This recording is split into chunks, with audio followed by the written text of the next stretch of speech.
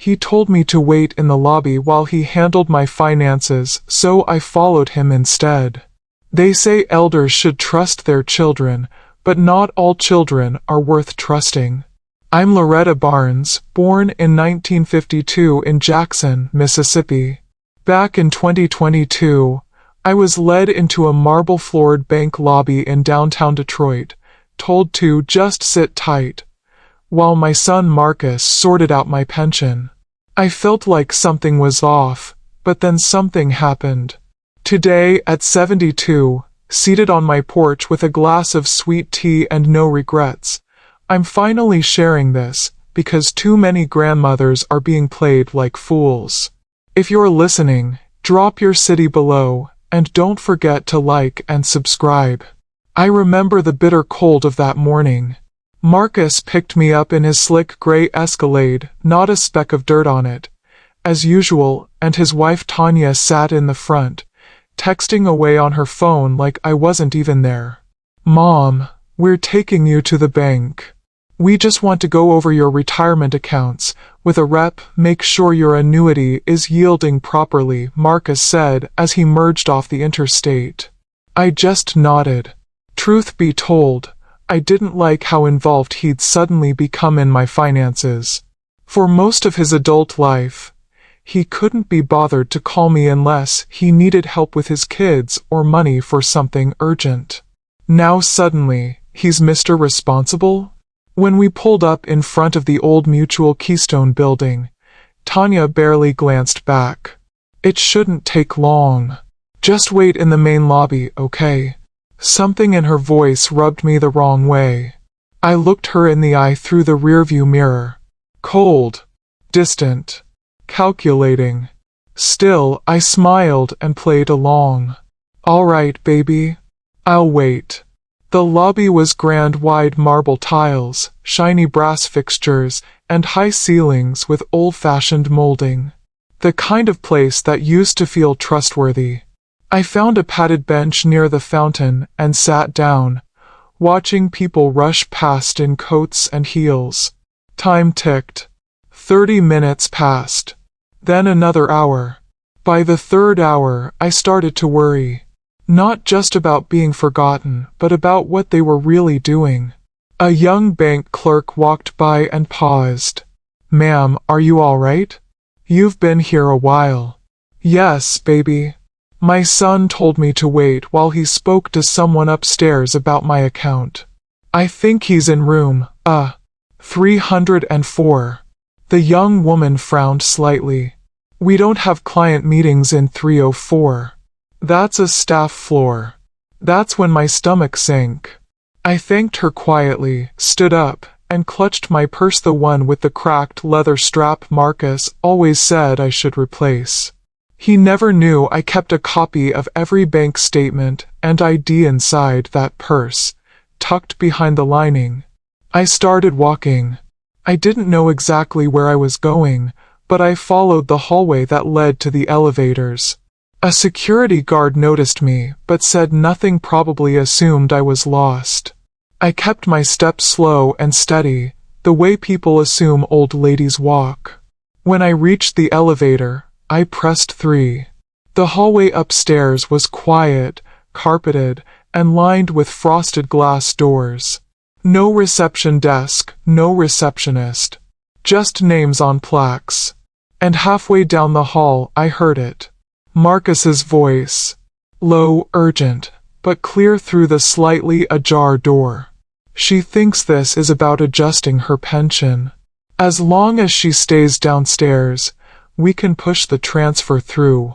I already have power of attorney." Another voice replied. Male. Calm, but firm. "Just remember, if anything goes wrong, it's on you. This client has been flagged before for unusual activity. We're walking a tightrope." I leaned closer. My fingers clenched the purse strap until my knuckles ached.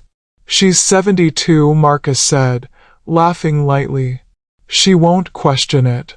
And if she does, she'll forget by next week." I had heard enough. My heart thudded in my ears, not from fear, from rage. Hot, steady, building like steam in a kettle. I turned and walked quietly back to the elevator, every step measured. Back in the lobby, I returned to my seat. A teller offered me a bottle of water. I took it, smiled, thanked her. 2 hours later, Marcus reappeared, all smiles. "Hey, Mom. Sorry it took so long. Lots of paperwork." I murmured.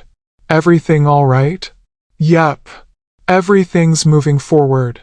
We'll keep you posted." I nodded. "Thank you, baby. I trust you." But I didn't. And I wasn't going to wait for the next time. That night, I stayed up combing through every paper I had. I called my old friend Lillian, a retired legal assistant, and told her what I heard. She didn't even hesitate. "You need to freeze everything. Immediately. Before they touch a dime." The next morning, we were at the downtown legal aid office before sunrise. And that's when I discovered something else. Someone had recently used my name to open a secondary account I knew nothing about. Same name. Same social security number. But the mailing address? An apartment registered to a Ms. Renee Barnes, a name I hadn't heard in years. Except I had. And that was the beginning of a far deeper betrayal than I imagined. I didn't sleep that night. My mind kept circling the name Renee Barnes like a hawk around a rabbit. See, Renee was the name I gave my baby girl before they took her from me back in 1971, said I was unfit, too young, too poor, and too black to raise her. They didn't even let me hold her. Just told me she was placed with a better family. But I never forgot. Now, 52 years later, I see her name pop up on a secret bank account tied to mine. It wasn't just suspicious, it was personal. With Lillian's help, we froze every account in my name and filed an emergency financial fraud report. She knew people at the probate court. Two said we needed to revoke any power of attorney documents immediately. "Loretta," she said, peering over her glasses, "they're not just trying to steal your money. They're trying to erase you, honey." That hit hard. Real hard. And still, I hadn't told Marcus or Tanya I knew. I wanted to see how far they'd go. The next day, I did something I hadn't done in years. I wore my heels, styled my hair like I used to in the 70s, and put on the emerald ring my late husband gave me before he passed. I looked sharp. Respectable. Like the woman I truly was before life wore me thin. Then I returned to the bank. Same lobby. Same fountain. This time I wasn't waiting. I walked straight up to the front desk and asked for the compliance officer, by name a kind young man named Devin. Lillian had coached me on the right terms to use, so I said it firm and clear. "I need to dispute a fraudulent account, tied to my social security number. It was opened without my consent, and I have documentation to prove it." Devin raised his eyebrows, then politely led me to a private conference room. We went through everything: my ID, my original bank statements, the newly opened joint account. When he pulled up the digital record, I saw it with my own eyes. Renee Loretta Barnes. Age, 52. Listed as my daughter. But I don't have a daughter, I said quietly. Not one I raised. Devin looked confused. "I'm sorry." I inhaled deeply, then said the words out loud for the first time in decades. "I gave birth to a girl in 1971. Her name was Renee. They took her from me." He nodded slowly. "This woman's ID shows her birthday as July 6, 1971. That was it." My knees went weak, and I had to steady myself against the chair. Could it be? Could my son? Could Marcus have tracked down my lost daughter and used her as part of a scheme? Or worse, was it just a name they used to throw me off? I didn't have time to spiral. Devin offered to dig further, and said he'd alert the fraud investigation team. Meanwhile, I knew what I had to do next. That evening, I invited Marcus and Tanya over for dinner. Fried catfish and cornbread. I told him on the phone. Just like when you were little. He chuckled. Sounds good, Ma. It's been a rough week. We could use it. Rough week, huh? I spent all day preparing not just the food, but the setup. Lillian helped me set up a tiny hidden voice recorder under the kitchen table. Just in case. She said it might come in handy later. People get loose when they feel full and comfortable, she said. She wasn't wrong. They arrived around 6:30, Tanya dressed like she was headed to the club, and Marcus talking on his Bluetooth like he was Wall Street royalty. I greeted them warm, kissed their cheeks, and ushered them in. Over dinner, I played my role. Doting, slow-talking, harmless mama. Oh, I went to the bank yesterday, I said between bites. Had the nicest young man help me sort out some things. Marcus tensed. Just a flicker, but I caught it. Oh yeah, he said. Everything okay? I nodded. Though someone's been busy. There's an account with my name and another woman's. Name's Renee. The silence that followed could have cracked glass. Tanya set her fork down. That's probably just an error, Ma. Banks mess up all the time. I looked her straight in the eye. I don't think so. Not with birthdays and socials matching mine. Not when power of attorney papers were filed without my consent. Now Marcus's smile faded. Ma, it's complicated. Look. We were just trying to help you. You've had memory issues lately. Tanya thought. I raised my voice just slightly. Tanya thought she had the right to take over my life? To pretend she was acting in my best interest while y'all siphoned off my savings. Marcus swallowed hard. We didn't take anything. Not yet. But you were about to. I stood slowly, pressing both palms against the edge of the table. I know what you did, Marcus. And I know who Renee is. Or maybe, who she's supposed to be. Either way, I'm not stupid. I've spent my whole life surviving lies. This one won't break me. He stared at me, stunned. Tanya looked away, her jaw clenched. You froze the accounts, he asked quietly. I froze everything. Cancelled the power of attorney. Hired legal help. And started taping this conversation 10 minutes ago. Tanya stood abruptly, knocking her chair over. You sneaky. Get out of my house, I said, my voice low but firm. Now. They left in a rush, Tanya cursing under her breath. Marcus trying to smooth things over. But I wasn't done. That night, I got a call from Devon. We traced the ID tied to the Renee Barnes account. She's real. Lives in Lansing. She may be your daughter. I didn't speak. I just clutched the phone and cried. He continued, gently, would you like us to reach out on your behalf? I couldn't answer right away. Too many emotions swirled at once, rage, hope, grief, love. I need to see her for myself, I whispered. I need to know the truth. And if she's part of this, I need her to look me in the eye when she says it. Because this wasn't just about stolen money anymore. It was about stolen blood. It took a week of back-and-forth phone calls, paperwork, and heart-pounding what-ifs before I finally saw her. Her name was indeed Renee Loretta Barnes, no middle name.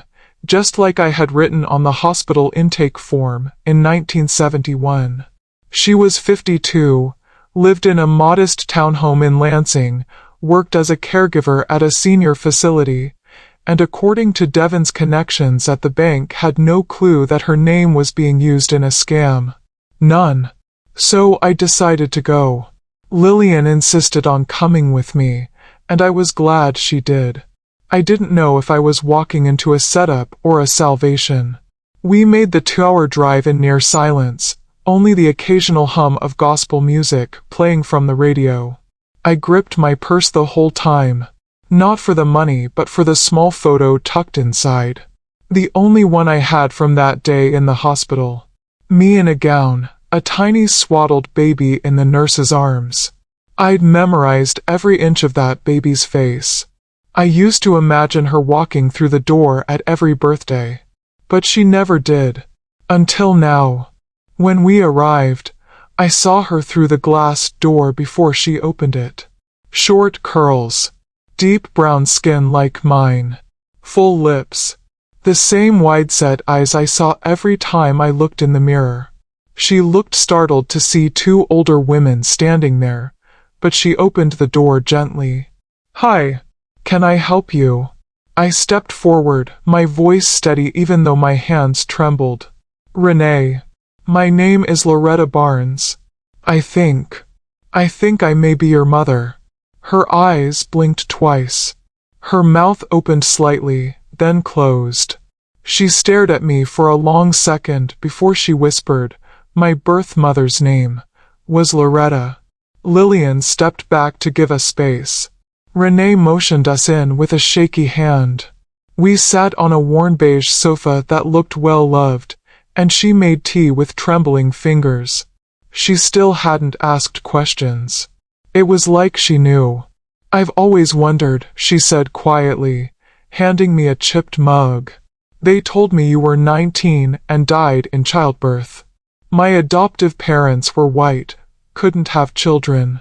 They moved us to Minnesota when I was 2. I came back to Michigan in my 20s to find records, but everything was sealed." I swallowed hard. They lied to both of us. Her voice cracked. "You're really my mother?" I pulled the old photo from my purse and handed it to her. Her hand flew to her mouth. "That's me." We both sat in silence for a moment, tears slipping down cheeks we never thought would meet. "I don't understand," she said eventually. "Why now? How did you find me?" I breathed deep. "Because someone used your name to open a bank account with my social security number. And my son Marcus was involved." She froze. "Marcus?" I nodded.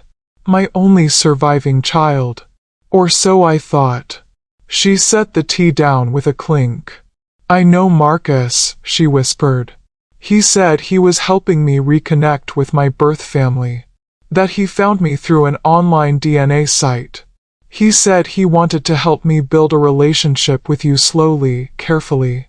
He offered to help manage my finances in the meantime, while we waited. He said you'd been sick, that it wasn't a good time to meet." I felt my heart twist. "How long have you known him?" 3 months. "And he's been accessing your accounts?" "He set everything up. Said it was temporary. But recently, things didn't feel right."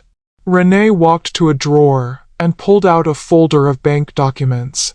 Her name was listed on a joint account with my social security number. He even said I should legally change my address to his, to simplify the bank stuff. He promised he'd let me know when it was safe to meet you. Tears stung my eyes, but I didn't let them fall.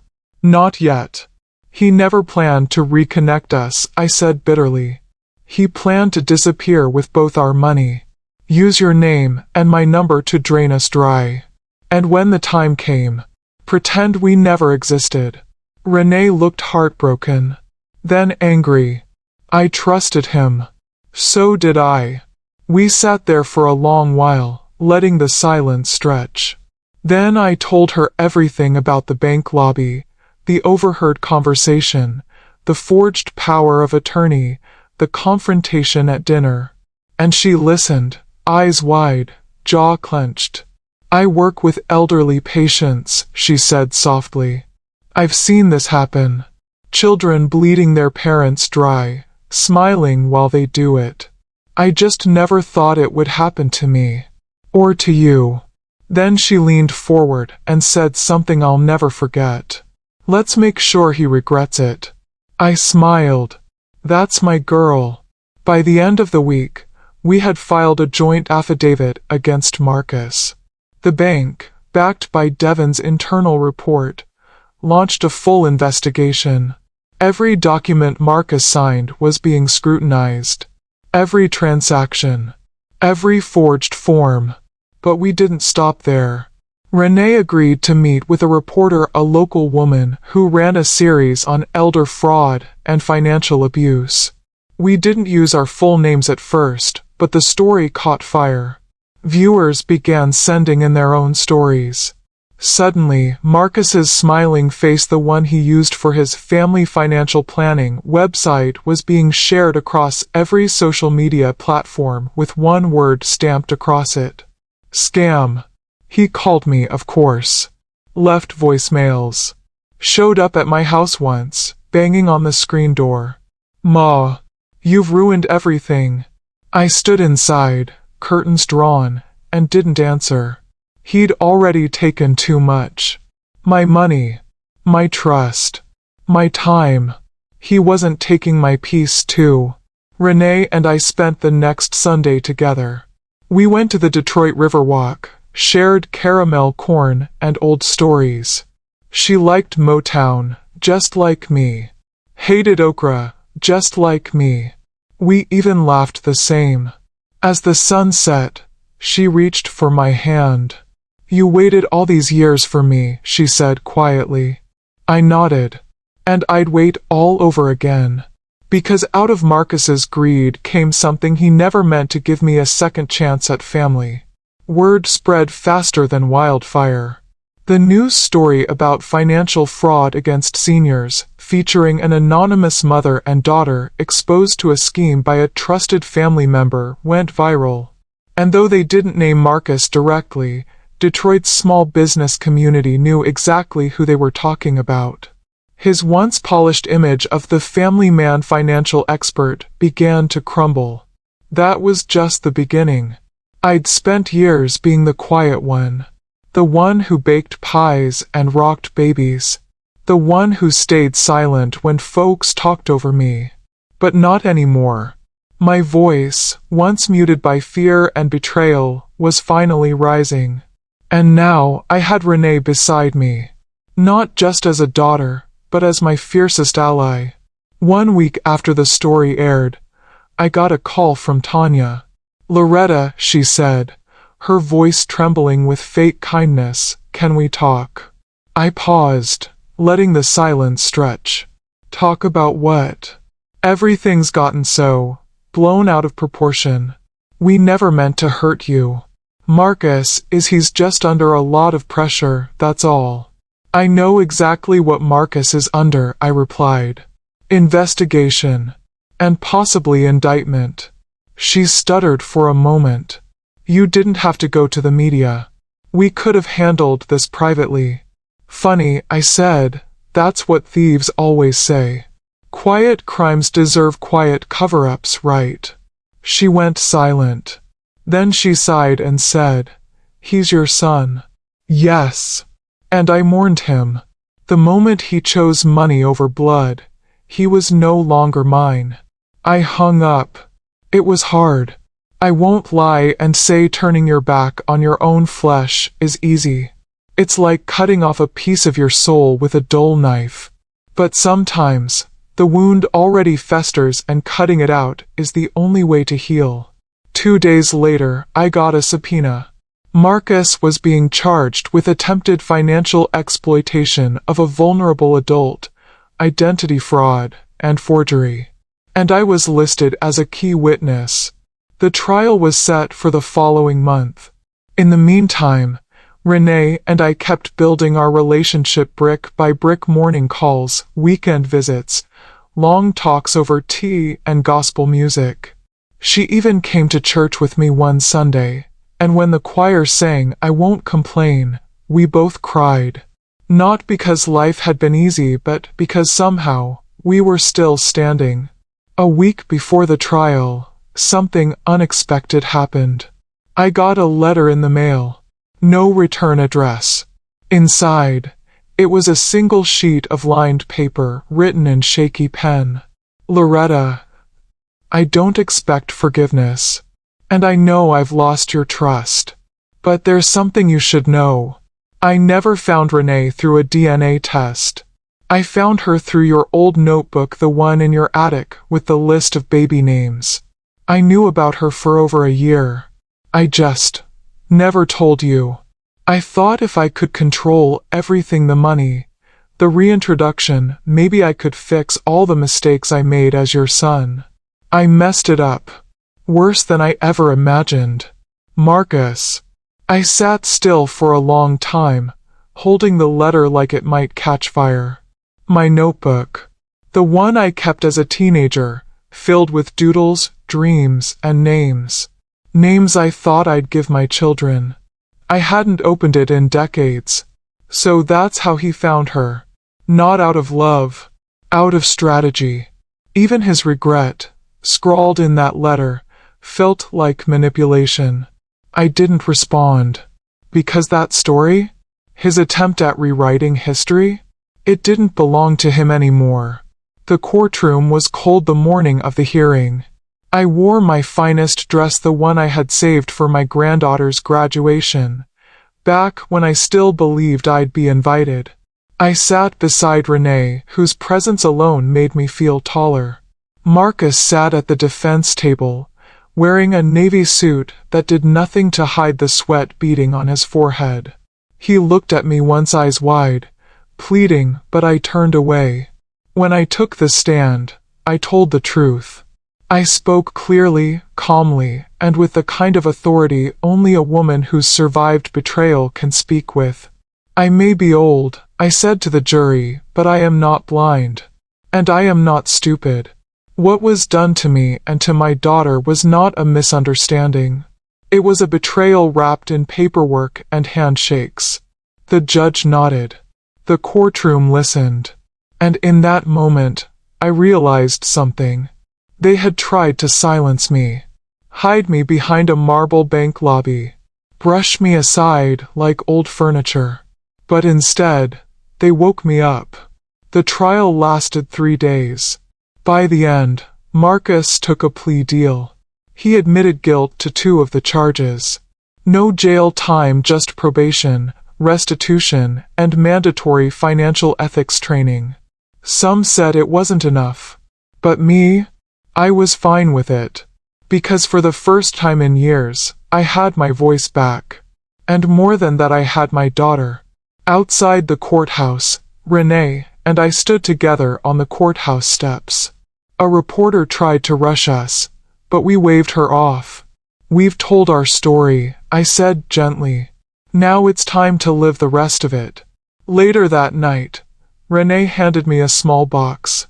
Inside was a key. I looked up, confused. I got us a spot, she said, smiling.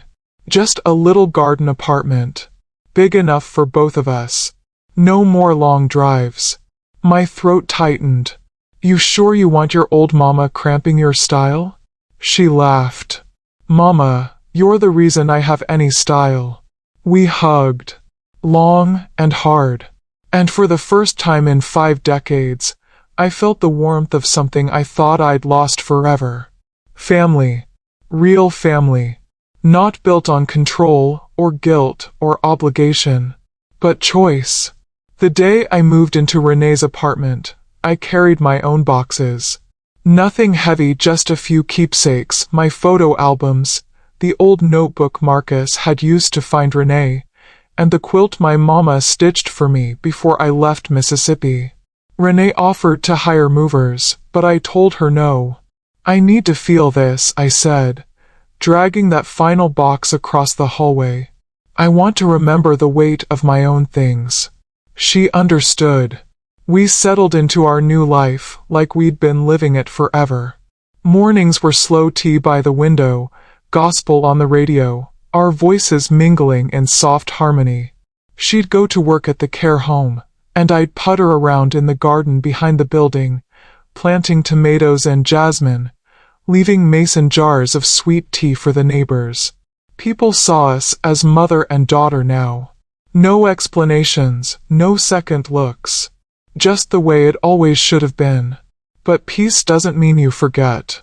And I hadn't forgotten Marcus. He didn't show up again. After the plea deal and court hearings, he went quiet. I'd heard through Lillian that he sold his house, shut down his fake financial business, and moved somewhere outside Dearborn. Tanya divorced him not long after, claimed she had no idea what he was really up to. I didn't believe her, but I also didn't care anymore. What mattered was that I was finally safe. And smarter than they ever expected. They thought I was just an old woman in a chair. What they didn't realize is that I was a woman who'd spent a lifetime observing, listening, and surviving. I knew how people moved when they thought you were invisible. I knew how to hold back until the exact moment they dropped their guard. I played old, but I never was. A month after the trial, I was invited to speak at a local women's group downtown, a small circle of senior women who'd heard my story through the grapevine and wanted me to share what happened. I stood in that church basement, looking out at those faces, women with weary eyes and quiet scars. And I told them everything, not just about Marcus, but about what it means to be dismissed, underestimated, treated like a burden. I waited 3 hours in a lobby once, I told them. Thought I was being patient. Turns out, I was being parked like old luggage someone didn't want to carry anymore. They nodded. They knew that feeling. But what they didn't know, I added, is that you can only hide the truth so long. Eventually, even the quietest woman starts knocking on locked doors. That day, 3 women came forward with stories of their own. One said her nephew had been helping himself to her pension in advance, claiming he'd pay her back. Another said her daughter forged her signature on a home equity loan. The third cried as she said, "I didn't even know what questions to ask." That's the trick, isn't it? They don't just steal your money. They steal your confidence. Your right to ask. So I started writing again. Short guides, handwritten letters, recorded voice notes with tips on spotting scams and signs of manipulation. Renee helped me upload them online, and before long, we had a small YouTube channel, Grandma Loretta's Truth Table, where I shared advice for other seniors navigating tricky family waters. I never used Marcus's name.